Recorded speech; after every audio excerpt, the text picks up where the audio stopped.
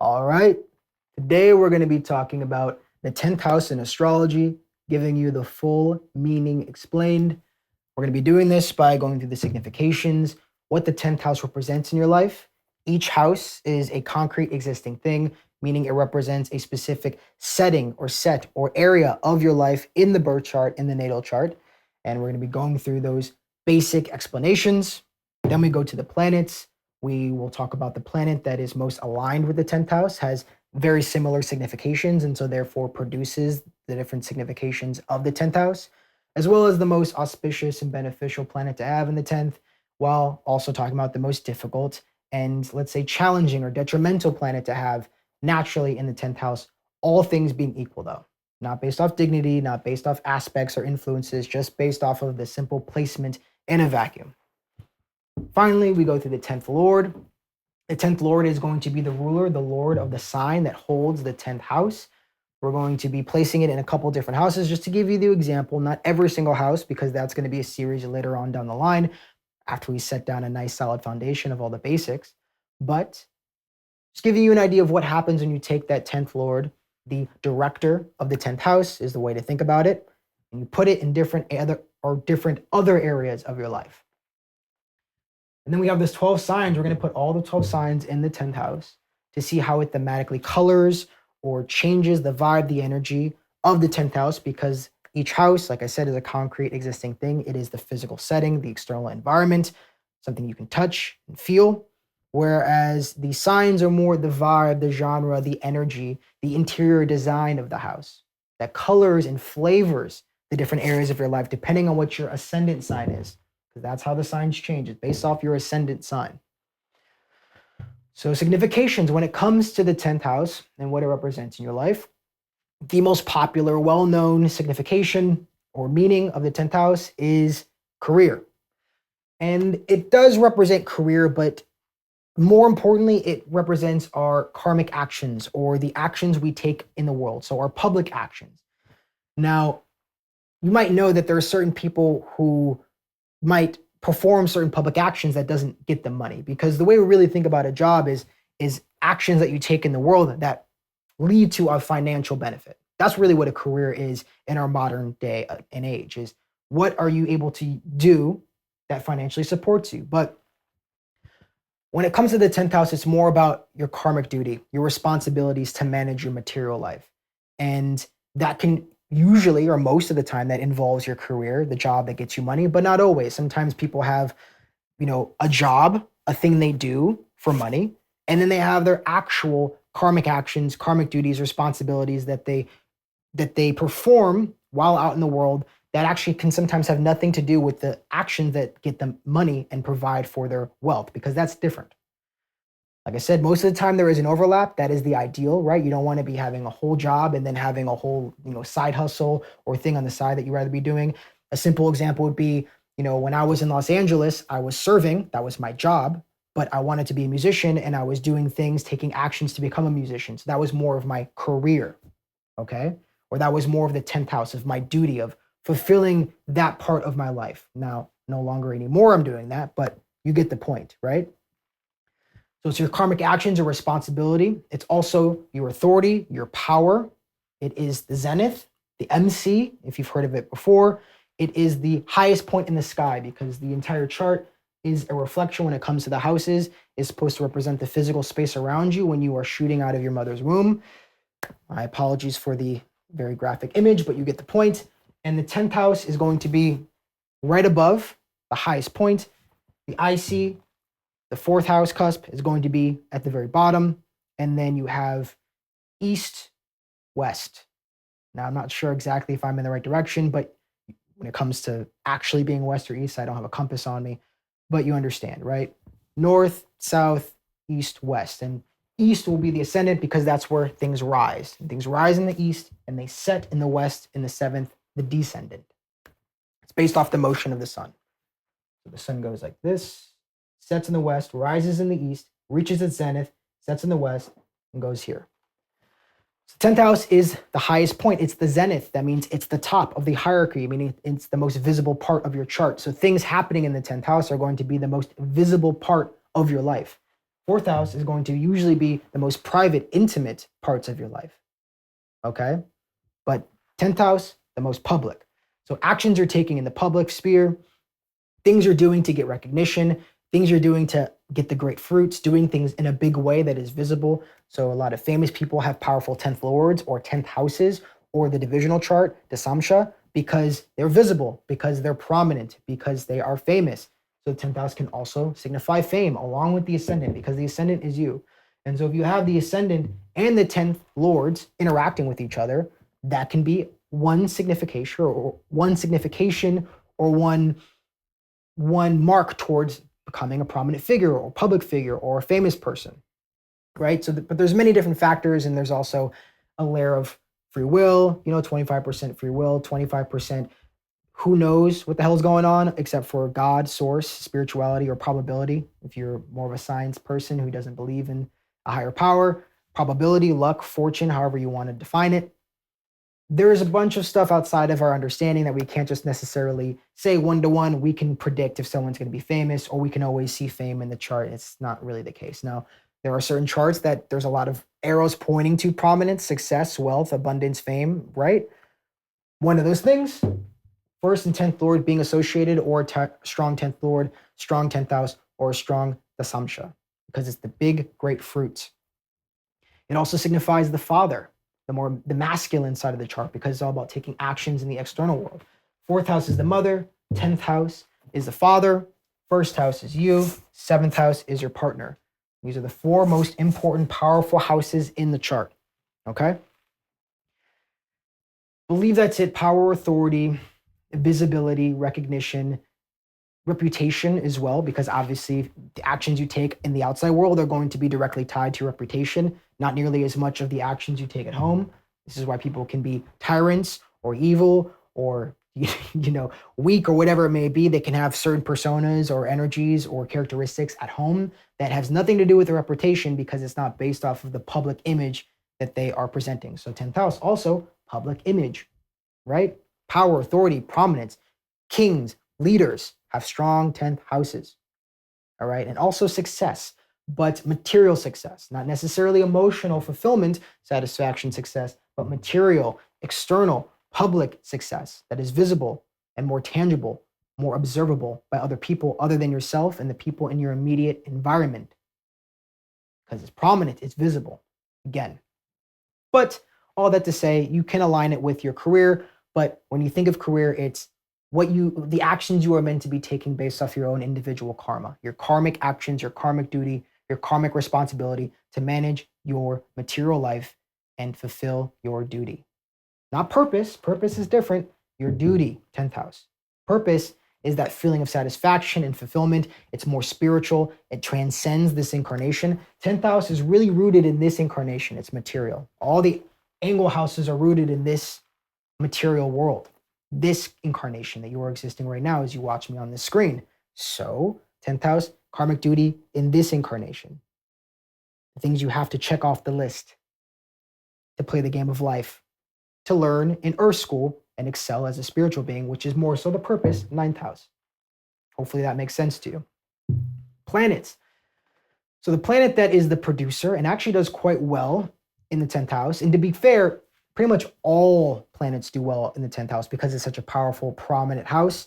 So any planet in the 10th house is going to be beneficial to some degree. You're going to get some of the good qualities of that house, almost no matter what, unless it's extremely, extremely afflicted. But the natural producer of the Karaka, the natural producer, the Karaka of the 10th house is Saturn, because Saturn represents our duty, our responsibilities, our karma, our karmic actions. It also represents the work that we have to do to gain or get the big fruits, right? Saturn's all about doing the hard day's work, day in and day out, being consistent, persevering, doing the things that you need to do to succeed. And usually those things you need to do are not sexy, they're not fun, they're not attractive. It's the part of the movie. The perfect example would be the Rocky montage, right? There's a reason why we don't see him grueling every single day over a movie that would take you about 2 years to watch, right? we skip through that part because it's the boring part. You want to get to the fight. You want to get to the big moments. You want to get to the romance. These are the parts that make life worth living. But to get to those parts, to get to those points in your existence, you need to do the work, maybe not unfulfilling, but the unsexy, the boring, the mundane, the tedious, but essential work. And that's Saturn. That's how you get authority. That's how you get power. That's how you get status and recognition, is by doing the work behind the scenes that needs to be done to build a solid foundation to prop you up to be at the zenith, at the position of power. That is the 10th house, to get to your highest point. The next planet is the most beneficial planet. So Saturn, like I said, does well there. Sun also does well there. But actually, the most powerful, most beneficial is Mars. It's a masculine planet. Mars has full Digbala, and somebody with Mars in the 10th house can really take the action, put in the effort, and drive themselves forward to achieve success. They really have that will. They really have the energy, right? So Saturn in the 10th, you can have the perseverance, but you can sometimes have somebody who just does the work and it doesn't necessarily step into a position of leadership. They're just really hardworking and really able to be competent and conscientious and industrious as well. But with Mars there, somebody can take charge. Somebody can become the general, the warrior, and pierce through and really guide people towards a better position because they have that vision, because they have that inspiration to fight and move whatever it may be forward in their lives. So they're not willing. They are more than willing to face any obstacle, overcome any challenge, put in the work when it's necessary. They're able to rest when they need to, 4th house, and put in the work when they need to, 10th house. So sometimes people who have Mars in the opposite house, in the 4th house, will focus their energies on things that are more trivial, more at home, and that can lead to a lot of internal conflict or a lot of internal repression of Mars energy, which is usually just repressed anger. But in the 10th house, Mars is able to go out into the world and take action and fight for what the person wants. The most difficult planet in the 10th house, having Rahu there can be difficult. The North Node can be difficult, but Venus, believe it or not, because it has the lowest Digbala in the 10th. And what happens when you have Venus in the 10th house or conjuncted the 10th cusp, where it has the lowest amount of Digbala, highest amount of directional strength in the 4th, what you have is somebody who makes choices based off of achieving recognition or validation or power or authority. And they will do actions that they feel obligated to do, but they will neglect their own needs and their own desires. So Venus is all about making choices, making commitments, devoting oneself to the things that will lead to material and external satisfaction. And when you have Venus in the 10th house, people will forego their and that comes from those choices, the proper decisions and all those things. When it's in the 4th house, Venus, it comes from one's own emotional inner guidance system. But when you have Venus in the 10th, usually there will be more of a desire to make the choices and commit to things based off of external pressure, based off of external validation. And so somebody will achieve success and will probably have a successful career because they're using a benefic planet like Venus to gracefully, diplomatically, harmoniously, intelligently, and practically moving up the social ladder or moving up the corporate ladder. But once they get there, they realize, maybe this isn't what I wanted actually. I was told this is what I wanted, or I thought this is what I wanted because my dad told me to, or because, other people, society told me to, or the patriarchy, whatever it may be, because the 10th house would represent more so the patriarchy, 4th house is more so the matriarchy. But because of the patriarchal society that tells me to achieve, I chose a career, I chose a path of actions, karmic actions, that actually wasn't really aligned with my dharma, my purpose. And that can become a problem. That's why Venus can cause some trouble in the 10th, and it can lead to somebody who is successful, who might have a good material life, but is lacking that internal fulfillment and feels drained, and also overworks themselves, can lead to workaholics because their self-worth is based off of their success. And so they don't feel worthy, they don't feel valuable unless they achieve success. Now, this does also depend on the dignity. So the worse the dignity and the negative influences, they both matter, not just one or the other, but both. The influences from friends or enemies, and the dignity of Venus will color and give a little bit more nuance of how well that person is able to maneuver this work and using their Venus to achieve success and validation, or doing it in an unhealthy way. Okay? The 10th Lord. So we always start with Aries because we're going to go through all 12 signs. Oh, actually, and then the Dasamsha. When it comes to the divisional chart, so the 10th house is aligned with the thighs. So the 9th house was the buttocks, the thighs, and the top of the knees, aligned with Capricorn, the 10th sign, 10th part of the body, which is the thighs, which is the part of you that feels the burn, that feels that pain when you're running, right? You can run for 20 miles and you'll never feel it in your butt, even though the butt muscles are doing most of the work. You feel all of that work, you feel that suffering, that pain, that the output, the energy expenditure in your thighs. That's where you feel it. And so Capricorn, 10th house, you're feeling the work. You're feeling how it's actually affecting the world and yourself when you're putting in that work. So that's why the thighs, and it's also a seat of power as well, right? People have big thighs, usually bigger than their calves, okay? So the thighs are the 10th house. And the Samsha, the D10, is the 10th divisional chart. It is a chart within a chart, or taking the 10th house and blowing it up to make a whole nother chart. This is a process that is involved in Vedic astrology and in more traditional astrology as well. I believe that it's also in Hellenistic astrology in the West, but today mostly practiced through Vedic astrology. Sign with the D10. The D10 is just your great fruits. So not necessarily career, but the things you do in a big way that lead to recognition, that lead to public approval, or just recognition in general actually could lead to negative things, right? So, somebody who had a powerful 10th house was Charles Manson, and we all know him for his cult and for brainwashing people and leading to, lots of bad things that I'm not just going to necessarily spew on YouTube because of the algorithm, but you know the point. And if you don't know who Charles Manson is or what he did or whatever it was that occurred based off the actions he made in the public sphere, look him up on Google. They'll be more than happy to share the information with you. And so Charles Manson, so this is what he was publicly recognized for. Was it his career? Not necessarily. It's just what you are known for. Most people are known for their career, but some people are known as being the queen, which is not necessarily a career, or being known for being, the son of somebody or the child of somebody, Nepo babies. Being a Nepo baby can be your 10th house, not necessarily your career, but just a 10th house thing because it's recognition. So that's what the Dasamsha shows you. It gives you more granular look to see exactly how somebody may achieve recognition or what somebody will be recognized publicly for, which is really, again, what the 10th house is signifying because it's the most visible part of the chart. 10th Lord, that's what we were doing before I got sidetracked. So you put Aries here, 10th Lord, rules Aries. We take Mars and we put Mars in the 12th. So we have the 10th Lord and the 12th. What does that mean?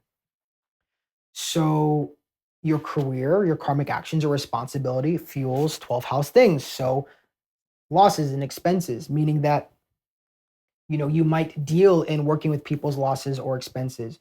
You might be dealing with funding certain things, or you might work in a charity, right? That's 12th house. You might work in an ashram or a vacation place, or a resort or a hotel, or in remote places or foreign villages, or in a hospital or in a prison, because these are significations. These are things that 12th house represents.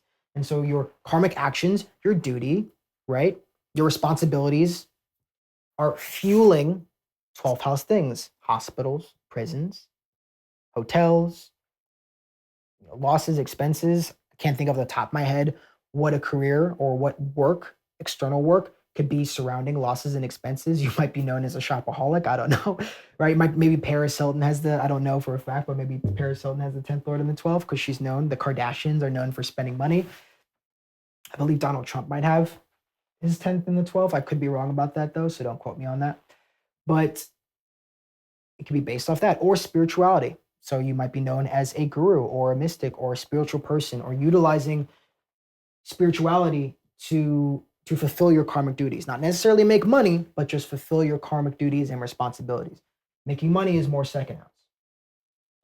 Let's say you take the 10th and you put it in the 4th. This is where I have my 10th Lord in the 4th house.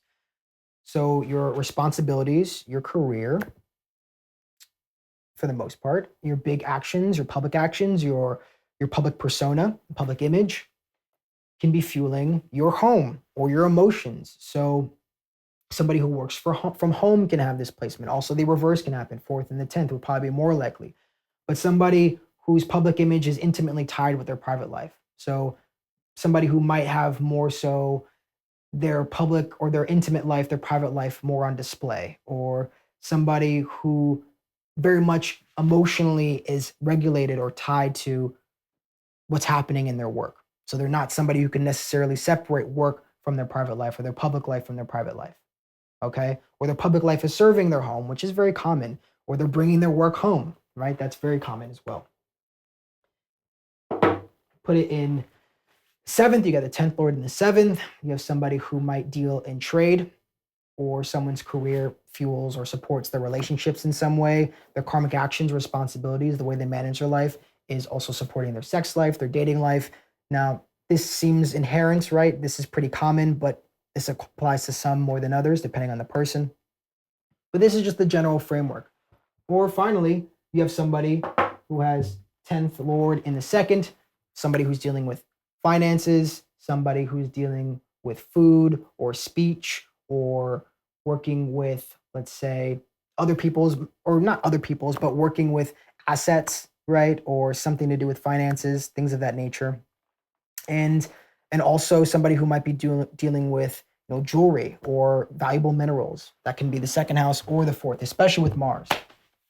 We're not really focusing on Mars, but we're just using it as the ubiquitous general explanation of the 10th Lord, but you get the point. So the 10th Lord, like with any Lord, it is the director of the theme, the genre of the sign, which colors the house. So the director, it's going to serve the house that it's in based off of the significations of the house that it rules. So 10th house things will support 11th house things, or 1st house things, or 4th house things. You go all the way down, depending on who you are. Let's get into what Aries. So Aries on the 10th, so your public actions, or let's say your karmic actions, your reputation, and your career, let's say career, is colored by Aries, which is all about being bold or pioneering or taking action. So if you are a Cancer ascendant, when it comes to the being outside in the world, you will more likely be compelled, almost feel like it's a responsibility, a duty to take the lead, to initiate, to start something new, to face challenges and overcome problems in a martial warrior type way, warrior energy. And your karmic duty is to support those weaker than you, support those that are vulnerable, because that is what a warrior, that's what a healthy Mars in Aries does, is support weaker people, whatever that looks like, okay? And also to initiate things and follow your vision, follow your ideas of what you believe is right, because Aries is the warrior who is very noble, who has a very solid idea of what is right and wrong, which depends on the person you're talking to. And that is your duty, that is your karma. With Taurus, we have somebody who is less dynamic, more stable, more secure, more consistent, and grounded in their public reputation, in their karmic actions, and in their career. So something that's a little bit more grounded, a little bit less dynamic, might be a little bit less fiery in the public sphere, dealing with things in a more measured and slow and steady wins the race type energy. And the karmic duty is to achieve security and to manage one's life to make sure that there is material abundance and security that can support oneself and other people as well. All right. But being that foundation, being that solid foundation that has a proper support for yourself and other people. That is your karmic duty with Taurus in the 10th. Or the 10th Lord. Remember, whenever I talk about these signs and everything, the 10th Lord is almost, if not more important when it comes to the sign, because you actually have a piece of your consciousness in that sign. So you have Gemini in the 10th cusp or the 10th sign.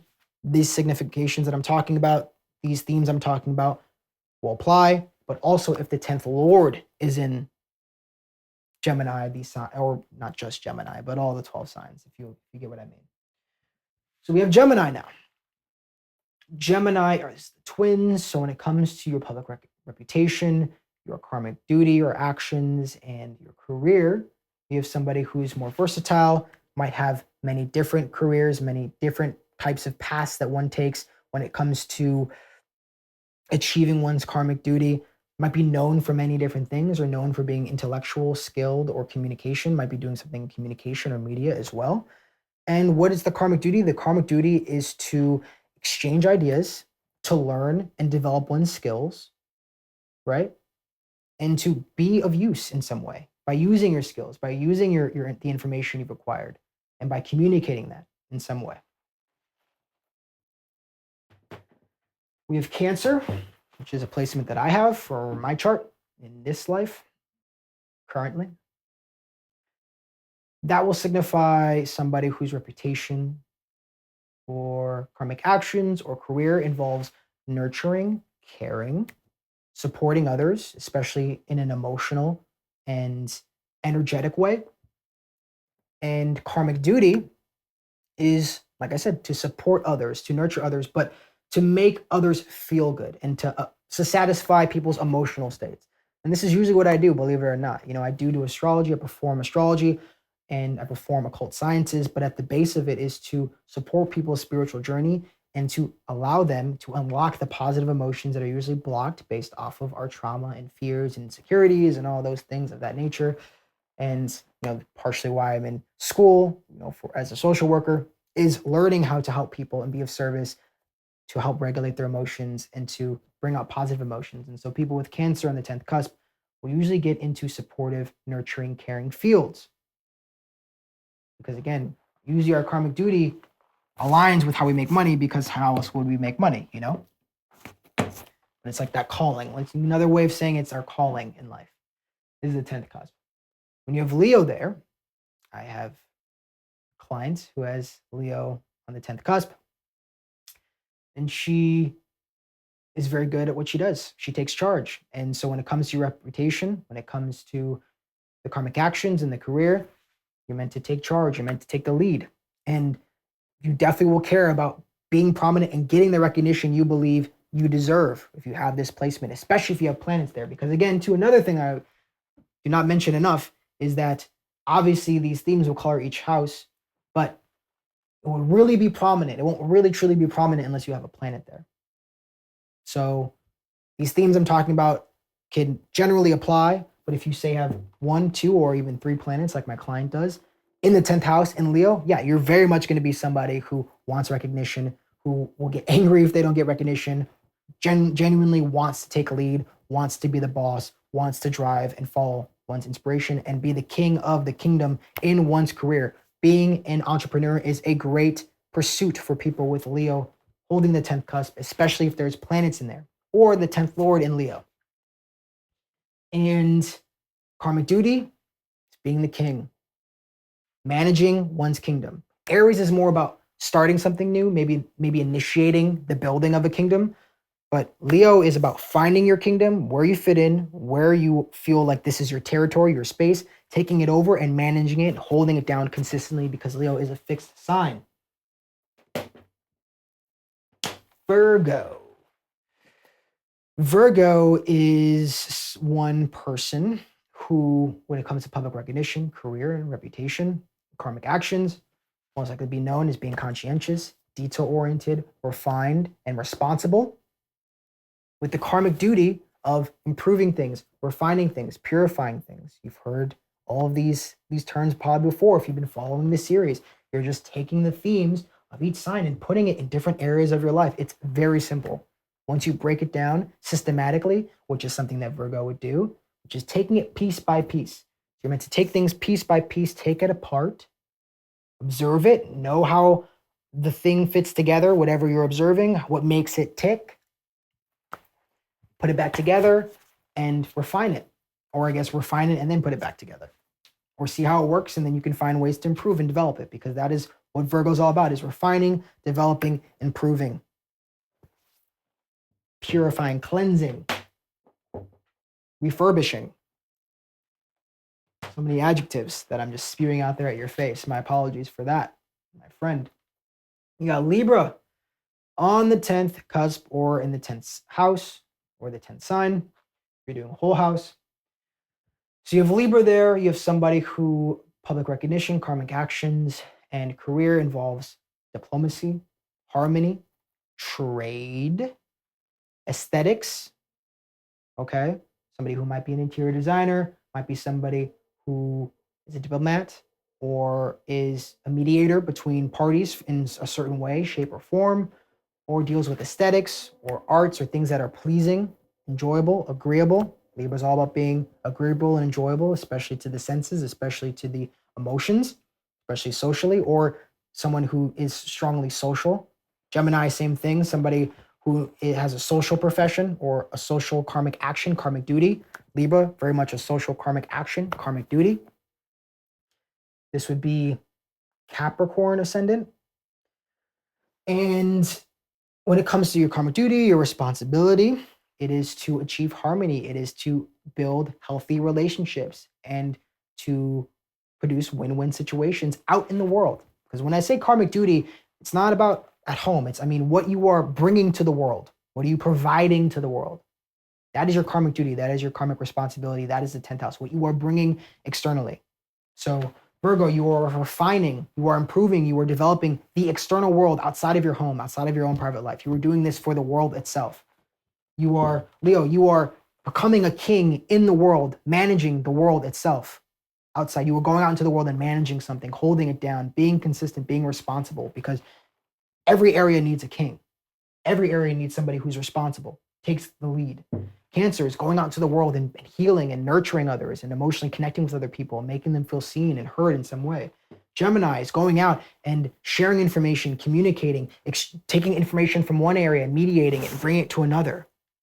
Right? That's when you're going out into the world, you're doing those things. Taurus, you're going out into the world and providing abundance, you're providing sensorial comforts, you're providing sensuality and material security so people feel safe and comfortable to be existing in this place. In Aries, you're going out into the world and you're starting something new. You're pioneering. You're fighting for what you believe in. You're pursuing your vision and you're bringing it into the world, or you're inspiring others to follow their own vision.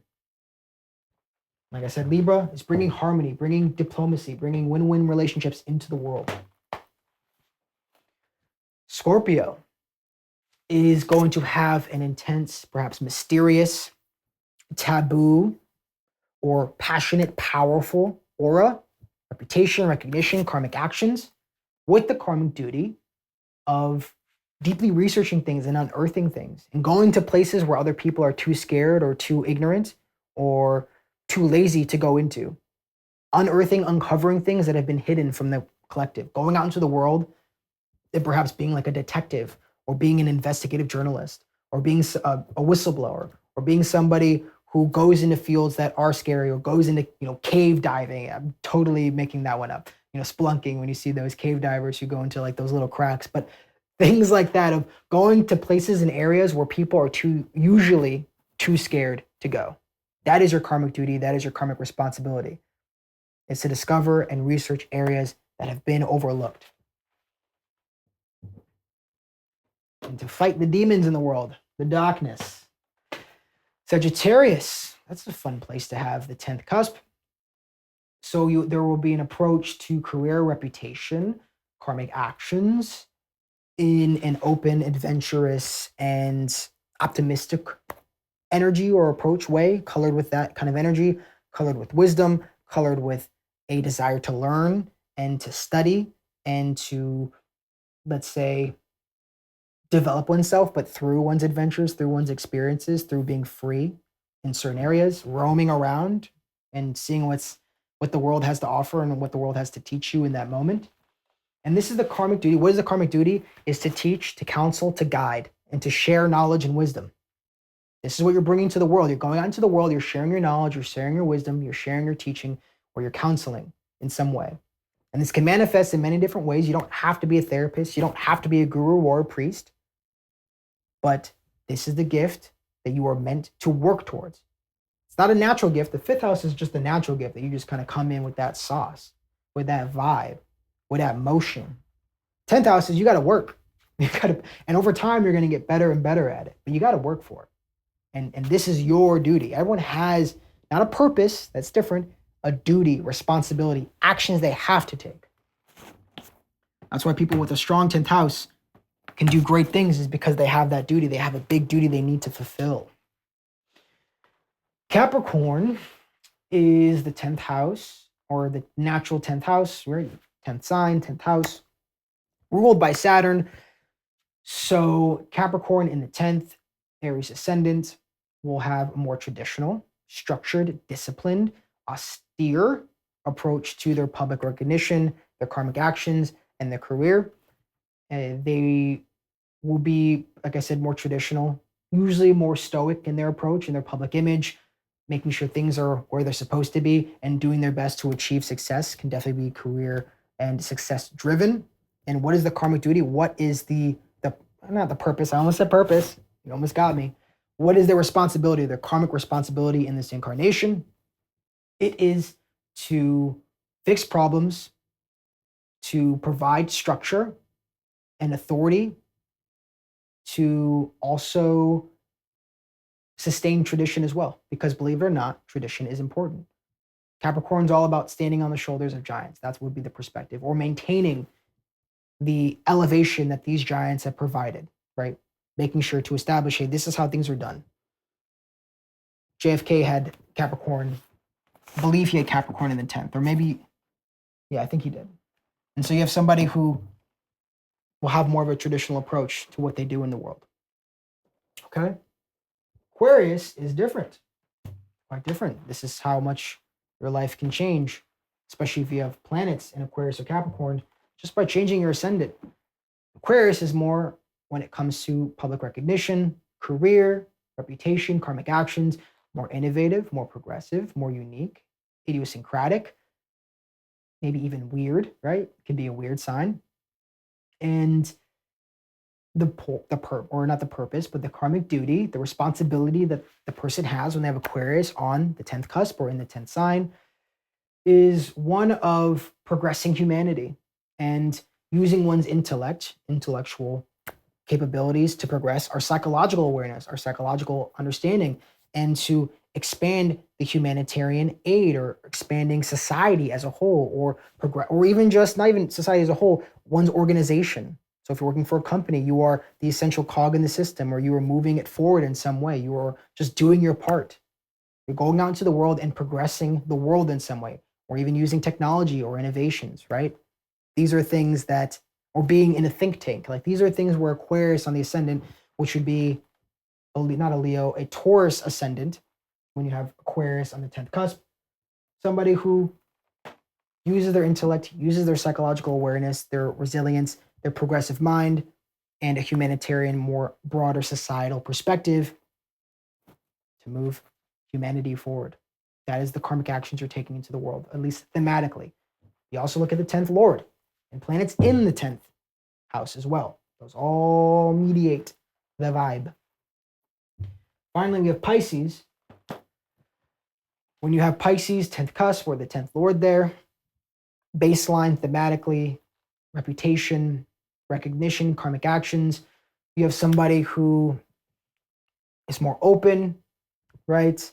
More fluid. There could be an artistic bend, there can be an intuitive, imaginative bend, even a healer, or somebody who works in rejuvenating people or relaxations. Like I said, hotels can be similar to the 12th, because Pisces is all about rejuvenating, dissolving boundaries, expanding our awareness and connecting to something higher than oneself or greater than oneself. And what is the purpose is, or not the purpose, but what is the karmic duty of somebody with the 10th house?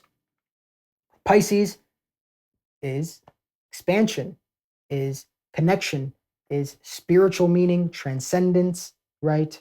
Or just producing something that is greater than oneself, connecting humanity, connecting the public, going out and connecting people to something greater than themselves. And that can manifest in many different ways. The most traditional is religion, or God, or spirituality, or spiritual practice, but it can be something else. It can be a philosophy, it can be an ideal. Now, usually that will more align with Aquarius, which is more about ideals, also Aries, but it can be something like that as well. You could have somebody who's a mystic, or somebody who is a healer or an artist or who's a creative in some way and is connecting people to just their emotions or the art can be the transcendent aspect of what this person has to bring to the public sphere.